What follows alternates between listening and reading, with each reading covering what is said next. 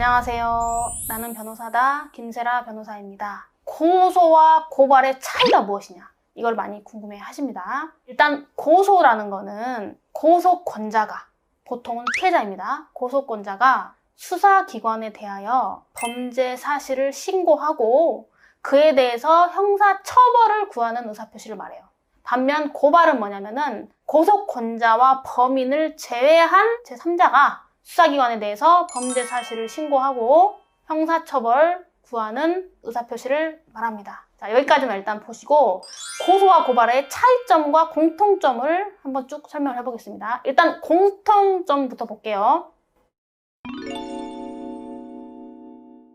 첫 번째, 고소, 고발 모두 다 수사의 단서로서 수사 개시의 원인이 되고 입건의 한 태양이 됩니다. 그러니까 우리가 경찰서 가서 고소를 했든 고발을 했든 수사가 진행된다는 뜻이죠. 그 다음에 고소, 고발 모두 본인이나 배우자의 직계 존속에 대해서는 할 수 없어요. 그래서 우리가 보통 부모님 고소 못한다고 하잖아요. 자식이 부모님이랑 싸우고 부모님 고소하려고 경찰서 가면 경찰관님이 엄마 아빠 부모님은 고소 못해요 하고 가라 그래요. 고발도 마찬가지입니다. 본인이나 배우자의 직계 존속을 고발할 수 없다는 점은 고소와 고발 모두에 적용되는 규정입니다. 일단 여러분 고소를 할 때 수사기관에 대해서 구술이나 서면으로, 그러니까 말로 해도 되고 정식으로 고소장을 써서 내도 된다는 뜻입니다. 근데 다만 구두, 말로 고소를 했을 때는 반드시 수사기관이 그 내용을 조서로 만들게 되어 있어요. 이거는 고발도 마찬가지입니다. 그래서 고발도 수사기관에 대해서 서면이나 구두로 할 수 있고 만약에 구술로 고발을 했을 때는 수사기관은 반드시 그 내용을 조서로 작성해야 된다는 거예요. 고소의 취소나 고발의 취소의 방법도 동일합니다. 그 다음에 고소, 고발 모두 다 단순히 피해 사실을 신고하는 데 그치는 것이 아니라 적극적으로 처벌을 구하는 의사표시라는 점, 또한 고소, 고발 모두 다 범인을 특정하는 것이 아니라 범죄 사실을 특정하는 것이라는 점, 이런 것들은 공통점이 되고, 그다음에 부수적인 거긴 하지만 여러분 형사소송법에 검사가 기소를 했든 불기소를 했든 타관 송치 처분을 했든 이런 주요한 처분을 했을 경우에는 통지를 해주게 돼 있거든요. 근데 그 통지는 고소인에게도 해줘야 되고 고발인에게도 해줘야 됩니다. 그다음에 마지막으로 여러분 이제 불기소 처분을 한 경우, 검사님이 불기소 처분을 한 경우에 고소인이나 고발인이 청구를 하면 그 불기소 이유를 알려주게 돼 있어요. 우리가 이거를 불기소 이유 고지라고 부르기도 하는데, 이러한 불기소 이유 고지 제도는 고발인, 고소인 모두에게 적용되는 것입니다. 자, 이제 차이점 한번 볼게요. 가장 큰 차이점은 고소를 할 수 있는 고소권자가 형사소송법에 명시해서 정해져 있어요.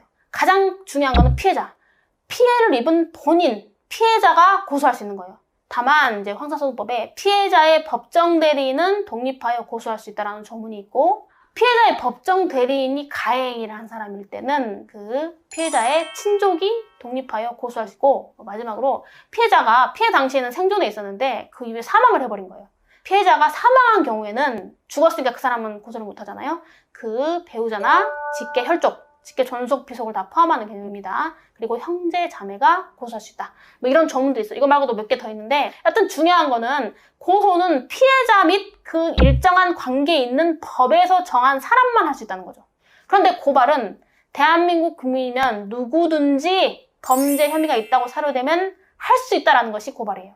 그래서 여러분 뉴스 같은 거 보면 시민단체나 이런 사회인권단체 같은 데서 정치인들 고발 많이 하잖아요. 그러니까 그분들은, 시민단체 분들은 피해 입은 건 없어요. 그 사람들 직접적으로. 그런데 나 대한민국 국민이고 내가 보기에 이건 죄가 되니까 내가 고발하겠다. 이렇게 할 수 있다는 거죠. 그 다음에 또 이제 여러분들 궁금해 하시는 게 고소기간. 고소는 크게 친고죄에 대한 고소와 비친고죄에 대한 고소로 나눌 수 있어요. 여러분 친고죄라는 거는 피해자가 고소를 해야만 공소제기를 할 수 있는 범죄거든요. 비밀침해죄, 모욕죄 이런 것들이거든요. 그래서 피해자의 의사가 존중되는 거. 과거에는 저 옛날에 사법고시 공부하고 그랬을 때는 성범죄가 대부분 친고죄였어요. 피해자 의사를 존중해야 된다고 했는데 이제 이미 법이 바뀐 지 거의 10년 넘었죠. 성범죄는 친고죄가 아닙니다. 하여튼 피해자의 의사가 존중이 돼서 피해자의 고소가 있어야만 공소제기가 가능한 범죄를 친고죄라고 하는데, 친고죄의 고소기간은 범인을 아는 날로부터 6개월이라는 제한이 있어요. 비친고죄에서의 고소기간의 제한은 없습니다. 고발은 그냥 국민이 누구든지 범죄 혐의가 있다고 생각하면 할 수 있는 거잖아요. 그래서 고발은 어쨌든 뭐 친고죄고 뭐시고 간에 기간 제한이 없다고 해석을 합니다.